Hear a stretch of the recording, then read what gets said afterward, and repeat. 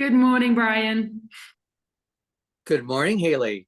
I thought I had to push a little button that said I'm okay with being recorded. I don't. It's recording on my That side, so that here we I'm delighted. So, I'm not disappointed that I didn't get to click it, but I do have the topic for today, if you're open to it, I'm and that ready. is disappointment. Disappointment in ourselves, disappointment in others, and disappointment in life, and how we respond to disappointment. And You I like think that? it's a follow-on from our last conversation, which was about disappointing yourself or others. So I think this That's is a good one. that's right. Well, we both got good feedback to the last one. We did. But uh, yeah, this is, last time we talked about, do you choose to disappoint yourself or you choose to disappoint others? But what do you do? What do you do with the feelings? I'm just throwing this out. Let's start with when you're disappointed with yourself. What feelings come up for you when you're disappointed with yourself, and how do you greet those feelings? For me, disappointment myself is usually anger on myself. I get angry with Hmm. because I'm very harsh with myself. And Me too. I'm at that point where as soon as I have awareness of how I'm thinking about myself, I immediately turn it into a joke. I'm immediately like, whoa, Hayley, chill out. And Yeah, yeah, I break it. And then it's like, all right, let's see if it is that bad. And yeah. I don't know. I think it's never that bad. No, for me, the first thing I do is catch myself. You know, shoot, darn it! I wish I hadn't done it that way. You know, I use this example a lot, but I did it the other day. I honked at somebody. I thought, darn it! You know, I wish I hadn't done that. That disappoints me. And then I forgive myself. Yeah. I ask forgiveness from the other person, in my heart, saying, I'm so sorry. I wasn't paying attention. I'm not focused. I'm sorry to impact your day. And then I say to myself, forgive yourself. It's not the person you want to be. And next time you get a chance, you'll handle it differently. And I think for me, I very much try and remember that having the awareness that you've perhaps done something that is less than your best is one thing, but actually getting angry at yourself and sort of the way that we talk to ourselves and put ourselves in the corner and punish ourselves is 100 times worse than the original act. Yes. So And do you do that? yeah, I always try and remember like, okay, let's not make this worse by turning it into a punishment session. Let's just figure out how do we start again and get better. And I feel like the sooner that And I start again, then we're moving. and there are times, Haley, that I accept the fact that I'm not going to get better in that area. You know, that if I do klutzy things and I get angry at myself for, being a klutz, uh, that I'm going to live in anger because I'm going to be Right. klutzy again. You know, I'm going to not think through what I'm doing. This morning Ray was out with me and he had the blower, on the ledge around a tree, and I was watering the orchids and I was getting the blower wet. He said, "You're getting the blower wet." That's typical of me. I'm thinking about watering. I'm not thinking about its impact. What's around you? And so I just sort of laugh and say, "Hey, you know what, Brian, that's you. And you could apologize," which I do, but it's going to happen again. Yeah, And just love just it.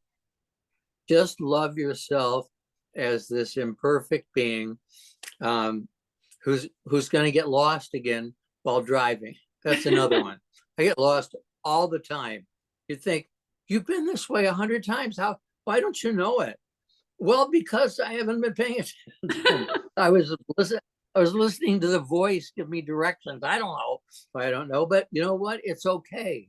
I'll find it. And Relax. that gentleness of being able to say it's okay, or I get that this perhaps wasn't the best way of seeing it, but right now it's the best. Yeah. Or this is not my strongest suit. Sometimes when I am communicating with somebody about something that I have to do on the internet, either a Zoom call or whatever. I have a funny story to tell you. I'll start off by saying, I'm not the sharpest knife in the set when it comes to computers.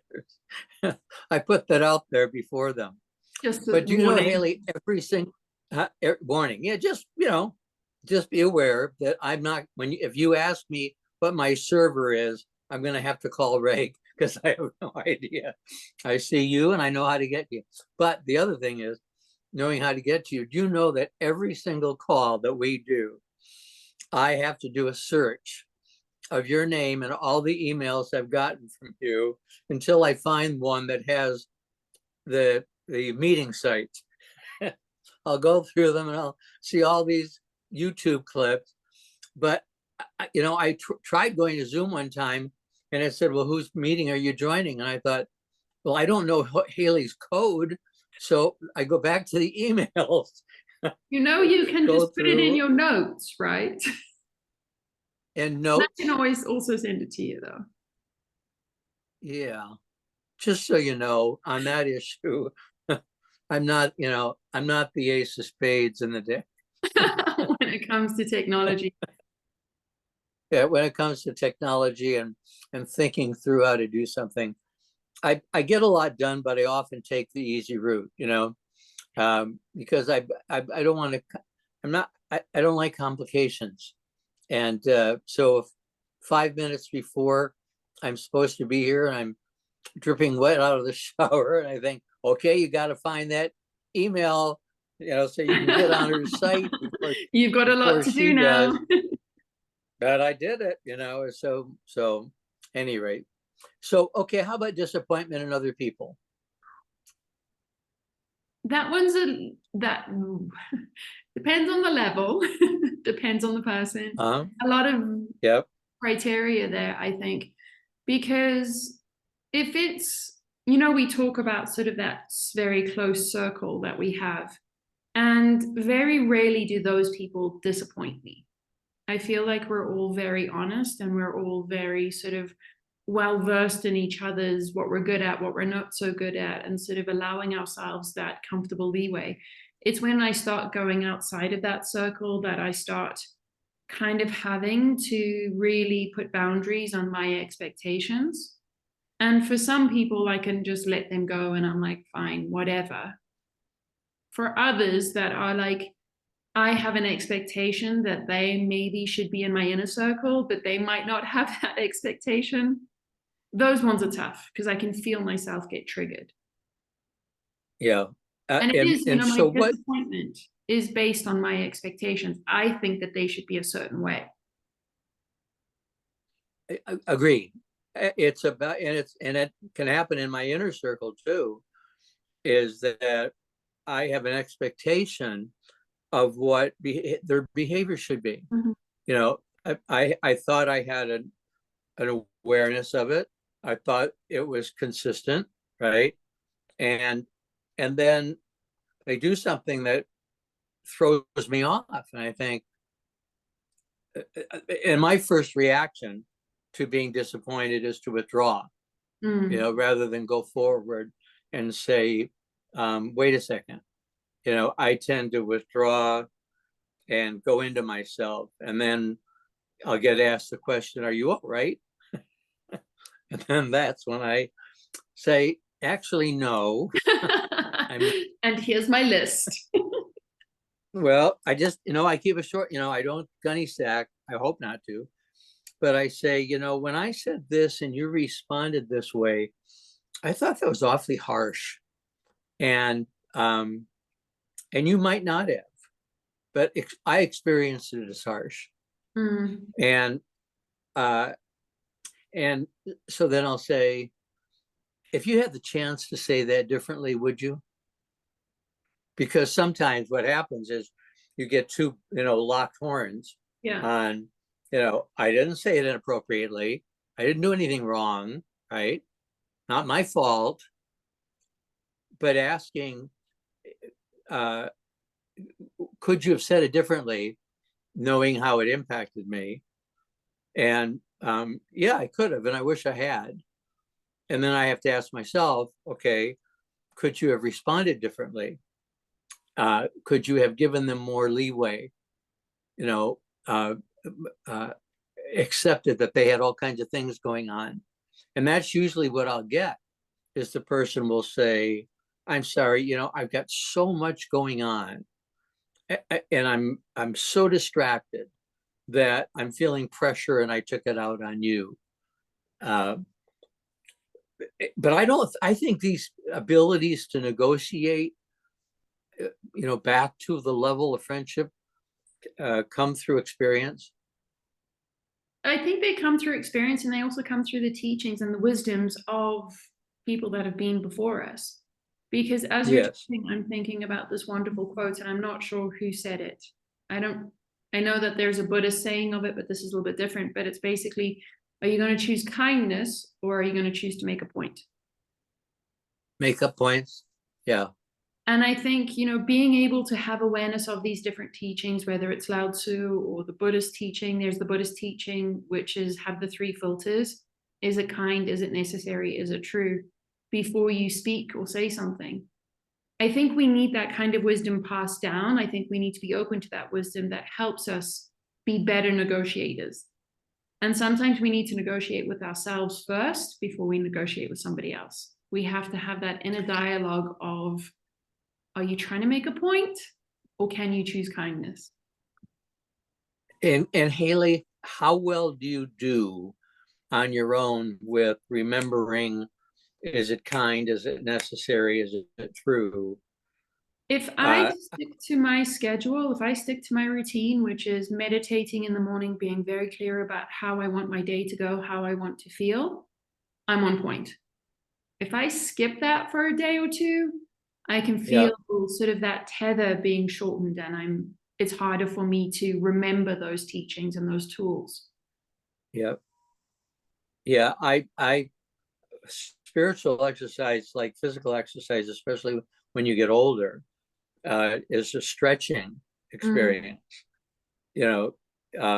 I'm stretching my muscles so that they don't give me, get ached and pain because I'm not helping them, or my bones. I'm also stretching my mind, my awareness. But if I don't do that, if I don't spend time in the morning doing those stretchings, I may think that I've reached a high state of awareness, but I'm leaving the house unprepared. Unprepared. And that, I think that is that feeling of being almost untethered or unprepared is the motivation to just kind of stop and like, okay, I need to just go and sit down now. I need to get my act together before I go out into the world. And for me, sometimes it is stopping and going and actually sitting down. And if I have time, like, we're going to do the meditation now, not later. But sometimes it's also halting at doorways. Before I leave my house, I will stand still and kind of be like, all right, where are you going? Why are you going? Let's go. Would you, Hayley, would you describe your life, your daily living, as being well ordered and uncomplicated, or do you feel at times overwhelmed with what you've taken on? If it's just me, I feel like it's well ordered and uncomplicated. When I bring in social activities, then I tend to get a bit like, whew, I need my space, I need my time. For example, this week I have 3 birthdays. And I'm just like, I don't even know how I know that many people. It's one of those things where it's 3 birthday celebrations in 4 days. which really does kind of change my schedule, change my routine. And it's those moments where I'm like, one birthday I'm okay with, 2 birthdays, 3 birthdays, how are we going to do this? Yeah, yeah. I've learned that with Ray, I need to put a day in between things. Mm, If we're, our social life has changed, you know, it overwhelmingly changed since COVID and since we moved into a smaller house, which I'm not complaining about. I like it. But I know, so our social life is slower. I know that if you know, we go out to dinner with you on a Friday, I ought not to schedule a movie on Saturday, that I need to give a day break before, because yeah. it becomes too much from physically with the bad back, you know, being in pain, but also I think emotionally wanting to have some downtime. Yeah, and I think it's Do you important. entertain much? I don't entertain very much at my house. I'm very OCD about my house. Only certain people are allowed in my house. Uh-huh. So I tend to go out more often. I would much rather go to a restaurant or meet people somewhere else. Uh-huh. But I try to have at least one social day a week.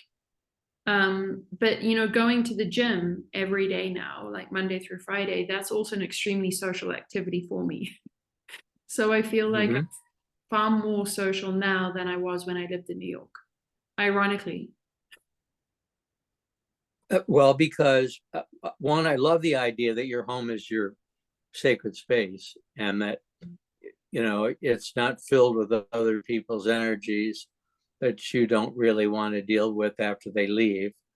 And I certainly understand going to the gym 5 days. I mean, I've not gone to the gym 5 months in a row, or 5 years. I mean, I'm one of those people they make a fortune on, because they offer you, you know, you walk in, you've got this idea that you're gonna, and You're then gonna you go for it. sign up for a full year membership,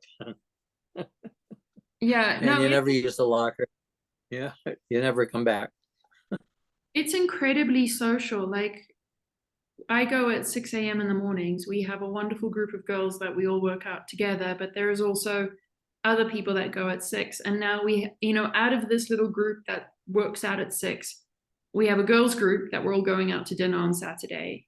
We have a hiking group that hikes every Sunday. And it's just, Oh, I don't know if it's more of a Mexico small town kind of thing, or if it's just this phase of my life where people are coming in at the most unexpected places. well, Like you do then have a socialize fairly comes in busy different week. ways now. Well, by your description, though, I mean, 5 days a week at the gym, one day, one Saturday night social with your women friends, and one Sunday hiking. I mean, that's, That's a lot, if yeah. I look, yeah, if I looked at that in my calendar, I'd think, oh Lord, where's my time, and then you throw 3 birthdays in. Yeah. So it's a big week this week. And today Yeah. I'm like, today I can make it. Tomorrow's my middle, like I don't have anything tomorrow, and I'm almost going to be log cabining where doors shut, not home. Okay, let's talk about disappointment in life. It's just Mm, not what you thought it was going to be. Uh, let me give you an example if I can. Uh, a good friend of mine owns a business. It's her business. She started it. People adore her, but she needed partners because it was too big a business.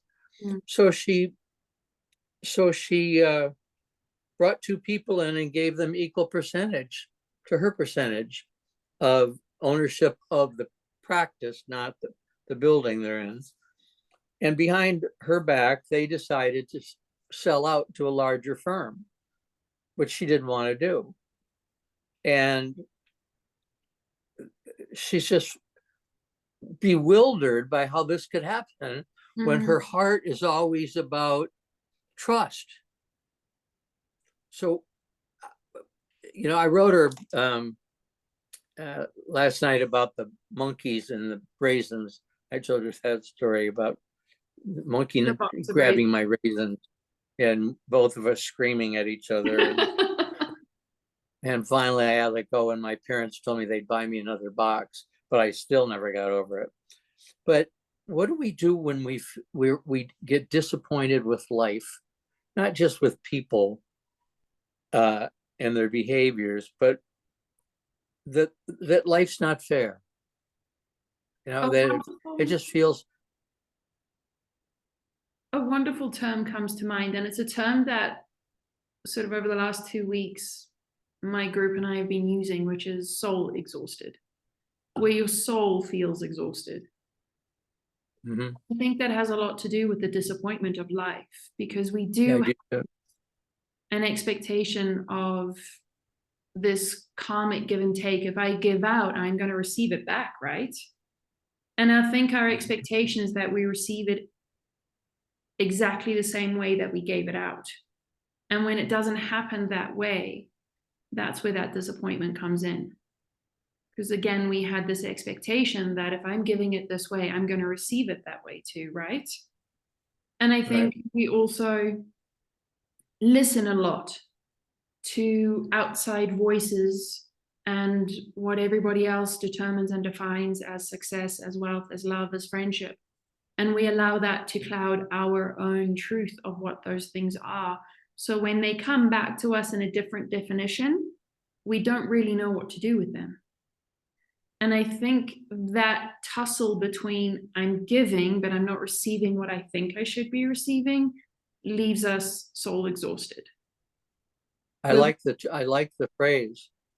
We think we're doing the right thing, and our motivation for doing it is because we think it's the right thing. But when it comes back to us, it's not exactly what we think it should look like. And we're wise enough to know, if we've done some spiritual work, that our problem is our expectations. Our problem is our expectations. And I think for me, I can speak because we, as I said, my group of friends, we have been talking about soul exhaustion sort of since the middle of August.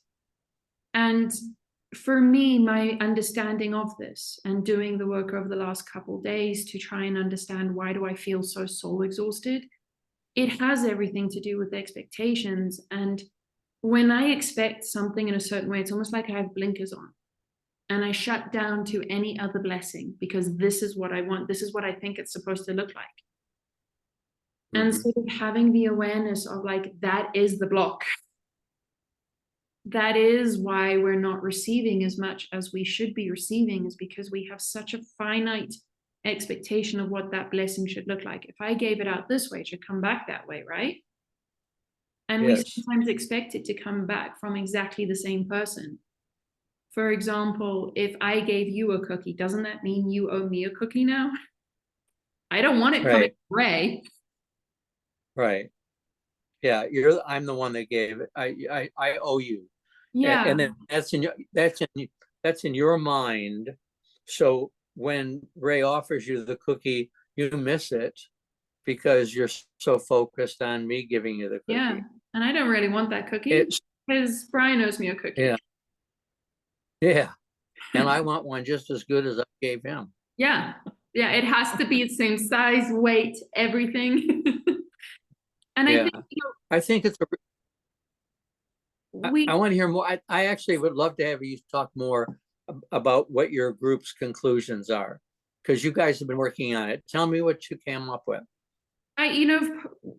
We pretty much collectively, but in our own ways, came down to this idea of we only allow ourselves to receive a tiny, tiny bit.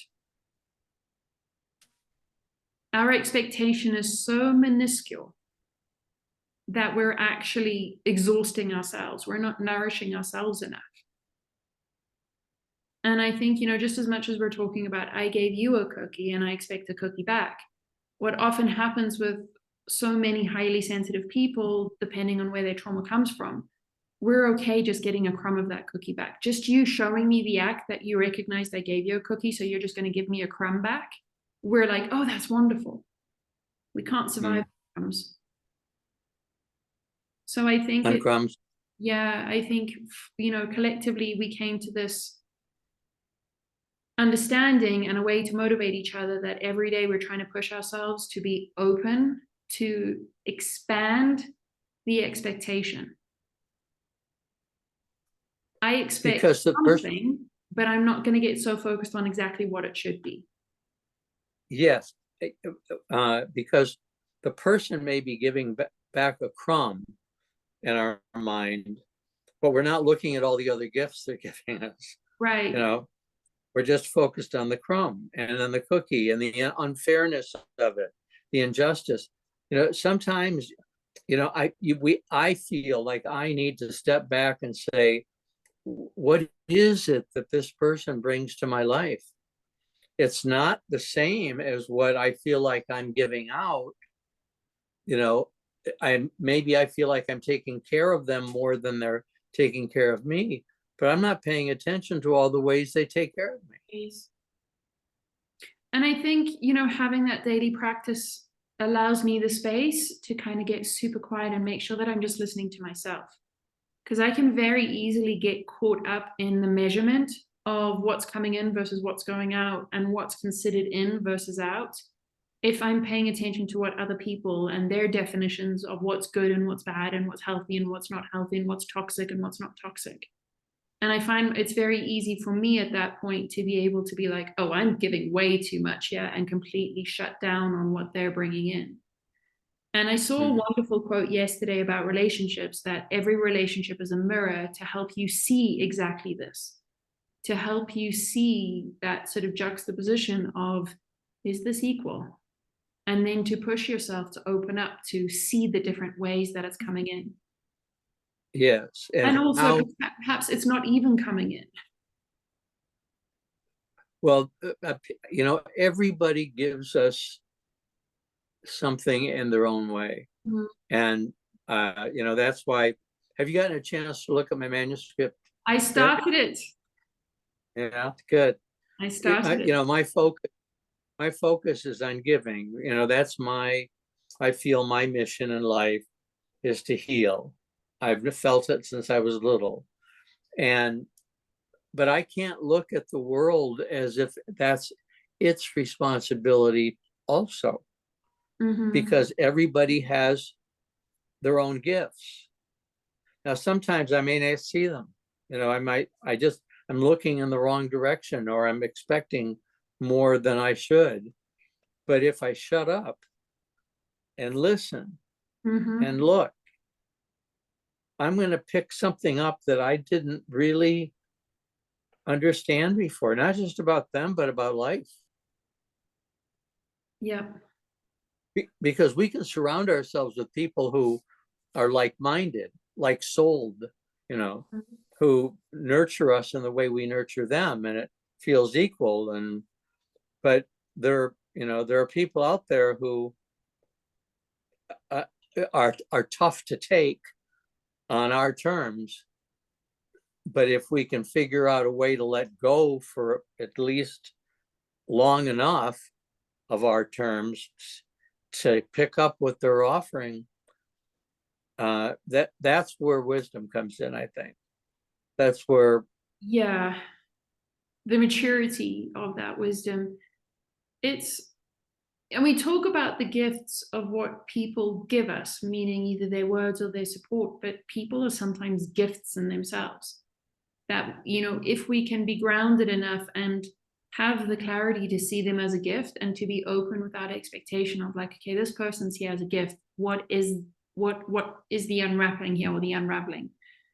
And I think there again, it's so important to have that daily practice to just quiet and shut up and listen to what they're doing, what they're giving. And sometimes I found, like, if I look at certain people that have come into my life from that perspective, I really see that they bring in some kind of perspective to me where I've usually been very, very sort of harsh and like it's either a yes or a no, or a black or a white. And they kind of show this to me, and I'm like, oh, so it's more like a rainbow. yeah. Hayley, to what degree are you impacted by what happens in the world politically, economically? Do you spend much time thinking about politics or My politics goes as far as really wanting Snoop Dogg to be the president. I think he would be a wonderful president of the US. But no, I don't pay attention to world politics unless it becomes sort of a war or something like that. So, like the last time I really got aware of what was going on in the world from a political perspective was perhaps the Ukraine war. I keep like, I know what's kind of going on. So if we need to have a conversation, I can have an intellectual conversation. I spend more time being focused on not perhaps natural disasters. So the wildfires. I'm very conscious of all of the wildfires, and the interesting thing that they're all over the world. Really, really big and destructive wildfires are going on around the world. So for me, that's something where I'm sitting back, I'm like, what is this about? And I know, obviously being closer to the US, I do know people impacted by the Maui fires.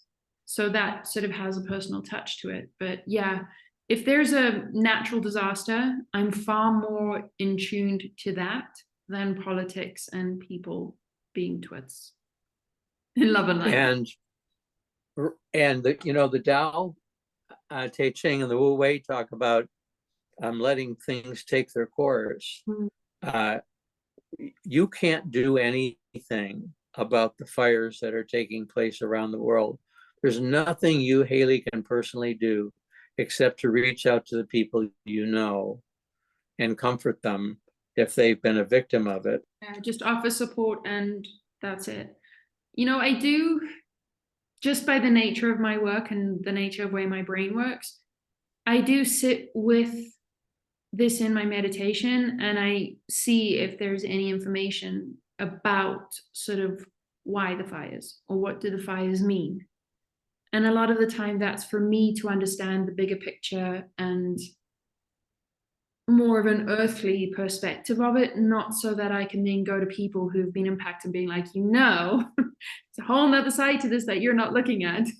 It's more for me so I can understand, and it's my education. It's not necessarily so that I can go and tell people that everything's going to be okay in the end. You're well versed in astrology and the planets where they are. If you started, my eyes would glaze over. And how does that influence you in your experience of the world and other people? I mean, for instance, if there are fires in Maui, do you say, well, hello, Jupiter is on the orbit of such? Yeah. Astrology is helpful because it does give us a bit of information, and it does sort of tell us, based on sort of the solar system, where we're being pulled energetically, because we are impacted by the solar system, whether we, it's there. I am very conscious of the moon cycles, because from my experience of the more that you become sensitive to energy, the more sensitive you become to the moon. So full moons, the phases of the moon, I'm very conscious of, and I can very much tell people shifting with the phases of the moon. The bigger things like the Mercury retrogrades, the Venus retrogrades, and all of the other astrological things, I think we have to be really careful about not just putting the blinders on and saying, oh, all of these fires are because we have this trine going on and that kind of stuff. It's so much more deeper and impactful than that, because astrology is really just looking at how those planets influence energy, whether we're humans or the planet Earth. It's just icing on the cake. So you're not going to be able to get a full taste of the cake if you just touch the icing. Do you take the moon and its placement into consideration every time you talk to somebody, knowing that their energy is going to be influenced by where the moon is? No. No. I make a very specific point of dumbing down as much as possible. So that when Oh, I I, don't mean telling them. no, even for me, I don't. Yeah. before a Okay. session, I will try and be as empty as possible so that I'm not bringing in any of my stuff. Once the Yeah. session starts and I'm tapping into their energy, I can sometimes be like, listen, I'm getting a lot of Jupiter energy here. I think you need to see where Jupiter is in your chart, or you need to see where Jupiter is right now in the sky, because there's information there for you. I've never, touch wood, had a session where it's one of those things where perhaps like, oh, Mercury retrograde, so your life's going to suck for the next 2 weeks. It's never been like that. It's always been a very specific planet comes in, and that planet has nothing to do with the astrology of today. It has everything to do with that. Mhm. And that's where I So think, if I, so this is a learning for me. So yeah, I'm gonna ask you another question if I please go can. ahead. I love it. How, how, how does the energy that is impacted by the moon and the planets, how does that impact disappointment in life? If we look at just the moon, which is the easiest one, because we are very obviously impacted by the moon with gravity, with tides. So when we have a full moon, depends if you're a woman or a guy, versus a dark moon. The full moon is when you see the full moon and it's super, super bright. The dark moon is where there's just a sliver of the moon. Depending on which moon we're in, we can either be in an energy of really building up expectations, and then the next moon sort of phase might be something where it really kind of pops those expectations, and that you can have that feeling of disappointment. So if, we had a dark moon or a new moon on August 16th, and we have a full moon on the 30th of August. We also had another full moon on August 1st.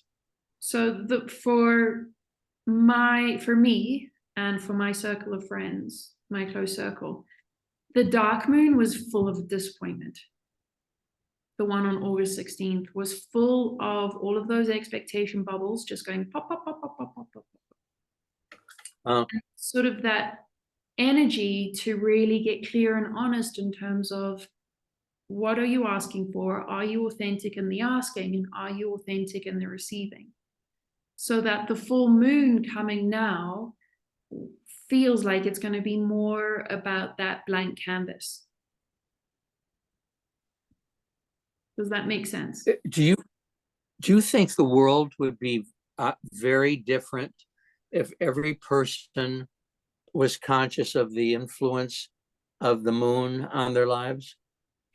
I think the world would be different. I don't think it would be the idea of heaven. So I think we used to, as back before, very much relied on the moon. Our calendar was all around the moon. Farming, everything, the way we moved was all about the phases of the moon. And all of these great traditions all align with phases of the moon or phases of the sun. Life was simpler. We were more in balance, but there were still wars. There were still tribes trying to take over land from other tribes. So we can't ignore that there is always going to be some kind of chaos. It's just I think if we paid attention more to everything that impacted us, we wouldn't have such massive velocity in the ups and downs. It would be a bit more balanced, but there would still be chaos and there would still be peace. Because I think that's the duality of this world. You need to have hate to understand love, and you need to have love to understand hate. I think as you were talking about how people lived, one of my experiences of great disappointment, and this is not political, it's just spiritual, is I had so much higher expectations of the official Catholic church than I witnessed. You know, I'm and remain in awe of the teachings of Jesus. And I just keep getting let down when I look for that modeling in the hierarchy of the church, right? If you're following, I just wouldn't expect that the followers of Jesus would have expensive rings on their fingers that you were supposed to kiss. I just, you know, I got so into the belief of this is the way we're supposed to be living, and you guys are the ones that are supposed to be representing on earth. And in the beginning, I believed it, and then I started looking and I thought, that's not Jesus. What is that? So going back to my initial point about disappointment in life, that would be one for me. You know, it's just, I had expectations of the way things ought to be based upon the way I was raised, right? See how they love one another was what they used to say about the early Christians. See how they love one another. And I really buy into it and bought into it, but it sets me up for disappointment. Tell me what you think? You know, going back to the beginning of the conversation, we were talking about what happens when you get disappointed in yourself, and you can choose to punish yourself and get really harsh, or you can meet it with love.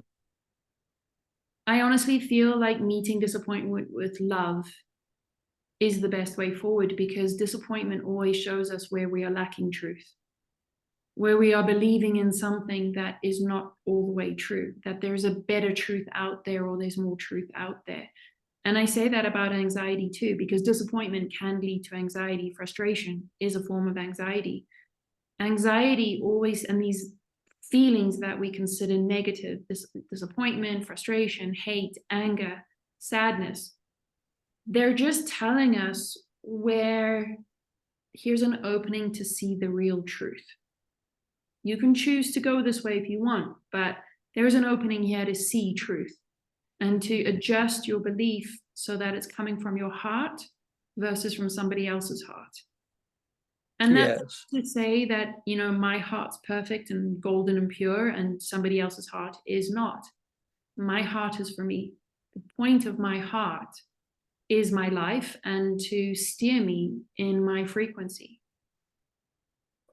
So there's a lot of judgment going on. Pardon? In disappointment, there's a lot of judgment going on. Mm-hmm. You know, that I can focus on and talk at length about all the things that aren't right with the picture that I anticipated being painted. But if I stay stuck there in that judgment, I'm never going to grow. Mm-mm. I have to, and in order to grow, I have to let go and forgive. Huh? It's not comfortable. It's hard. Mm-hmm. But it's the only way to free yourself to discover a new truth. Yeah. And I think, you know, you can hear some people saying, well, if it's the truth, there's no new truth or old truth. The truth is consistent. It's just to get to the pure whole truth, you have to unravel these outside layers of truth. And I think that's what we're talking about when we say new or old truth, or what I believed and now I believe something different. It is very much like an onion, and where, you know, that spiritual journey is to get to the core of the onion, where it is the purity, it is the center. We have to go through all of those different layers of truths that all started out as one truth, but as it went through the ages, it got a little bit told differently, or blue became a lighter blue, black became gray. That changes the truth. The core is still there. But how the truth is told now has different colors and different details that we don't know what's true, like the core of it. So we have to go to the core of ourselves to be able to get to the core of truth. And that's the journey of it. And disappointment is the tool, I think, a lot. The tool of disappointment is also the tool that allows you to open up into the deeper, cleaner truth. As soon as you be, yeah, I take comfort, and this is shifting just a little bit. I take comfort in the fact that one, millions of people before us have made these exact same struggles. We're not inventing anything. What we're doing is each of us is on a path, and we read a book that somebody wrote 100 years ago, and it says the same thing we've been thinking, and we share it with each other. I pass the book to you, and you think, oh, wow, I've been thinking the same thing. And so I take, and I know there are people on another path who say that we're crazy. There is no, la la land. There is no God. There is no higher power. And I say, you know what? I bless you on your journey. And I know that does not mean you're an unethical person or an unkind person or an unloving person. It just means that your life experiences are different, and you put credibility into different things than I do. I take great comfort in the fact that for generations, people have gone through the exact same thing that you and I are going through right now. Just but a different also, flavor.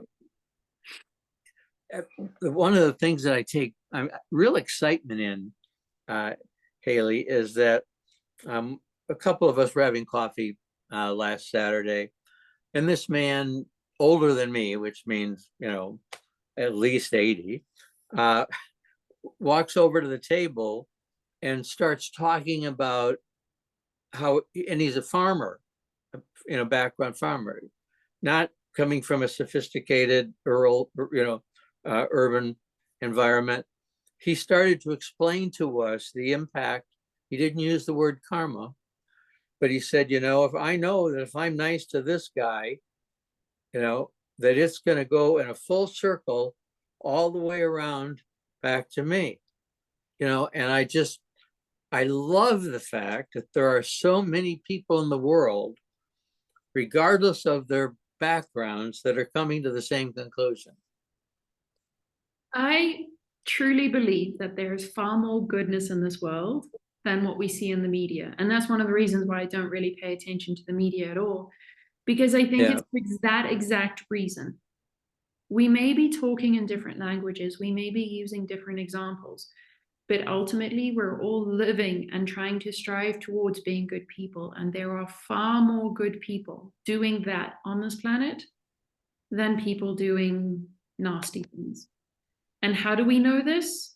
Every morning we wake up, the birds are singing, and if we're open to it, if we widen those expectations, we see wonderful people like you had at your coffee that will explain a massive human right in very simple terms. Yeah. And be excited that he's excited. Yeah. And that we're all saying, and I totally agree with you. I think the majority of people in the world really want to do good. Some get lost in the system. They get lost because they're trying to succeed, and they've been told that success requires this, or this. And we know that that's not going to bring them happiness, but we can't tell them that because they got to learn it on their own. But the overwhelming majority of us want good things for other people. Yeah. We want other people to live. And, we're running out of time, but it sort of brings me back to that church thing. And I'm not particularly religious. I'm very open to all religions, but I do find great comfort in meditating in churches. And to spiritual people that believe religion is this dooms, like, takes a manipulator, they're always surprised that I find great comfort in sitting in a church or meditating in a church. Yeah. And I try to explain, for similar reasons to what you're saying, a church, regardless of the religion, is so full, it's saturated with people praying for peace, love, health, riches, for their family, for their friends.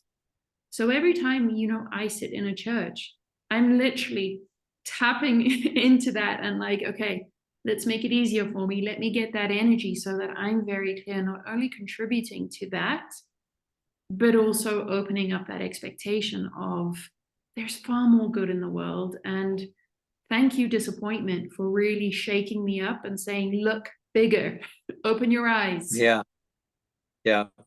You're gonna, when you get into the manuscript, you're gonna laugh, because I say the exact same thing about churches.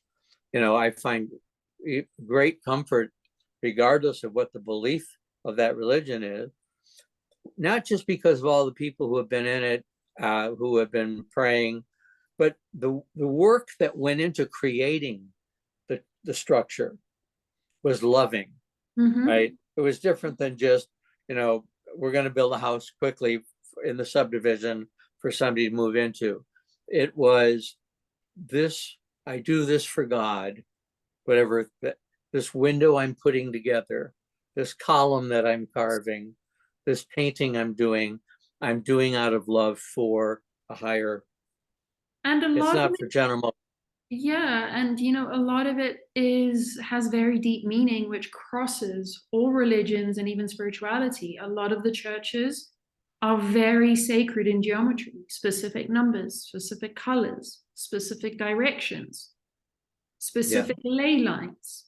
And I think when we become disappointed, and using your wonderful example of being disappointed in Catholicism, it makes us open up and be like, okay, what is the truth here of why this Catholic Church is here? What were they believing when they created this? And what was the land about? And I think, we're starting to see that with a lot of sort of the Greek temples and sort of different older ancient religions were very specific in the temple being in a certain place, facing a certain direction, having access, allowing people to come to it. So I think that's the more that we are disappointed, the more that we get rattled and we break open, the more we get to see that kind of truth. And the more people we meet from the group with which we're disappointed, shake us up to believe, put your pistol away, Well, there's some beautiful put firing people who disappoint you. Put firing without aiming. There's a lot of, you're surrounded by good people who are Catholic or who are Jewish or who are, and they take pride in their faith. There are a lot of really good people, and there are good bishops, and and some disappoint me, but that's my expectation. And I think, we do talk a lot about boundaries, and we have just a few minutes left. We talk about boundaries and sort of this idea that if you've been disappointed, boom, you put a boundary in. And I think in that disappointment too, you can also see beauty of people that have disappointed you. You can see the divine light in them and them struggling to push that open. And their disappointment of you was them just in that, I'm trying to figure out how to let this light out. And sorry, I disappointed you. You're a part of that disappointment. Yeah. I think it's, we have to be really, really authentic and really honest with ourselves and not be the contradiction. Right. We can't. And if we find ourselves in judgment, we know that we're off. We're off, and that's how we need a timeout. We need to put a boundary on ourselves and be like, no more. All right, darling. I love our time. So the next time we speak, you may have a puppy. I'm never disappointed in you or our time together. Never. I love it. I love you. I love Ray. And excited for the next time we speak. Thanks, darling. Take Lots care. of love. Bye. Bye-bye.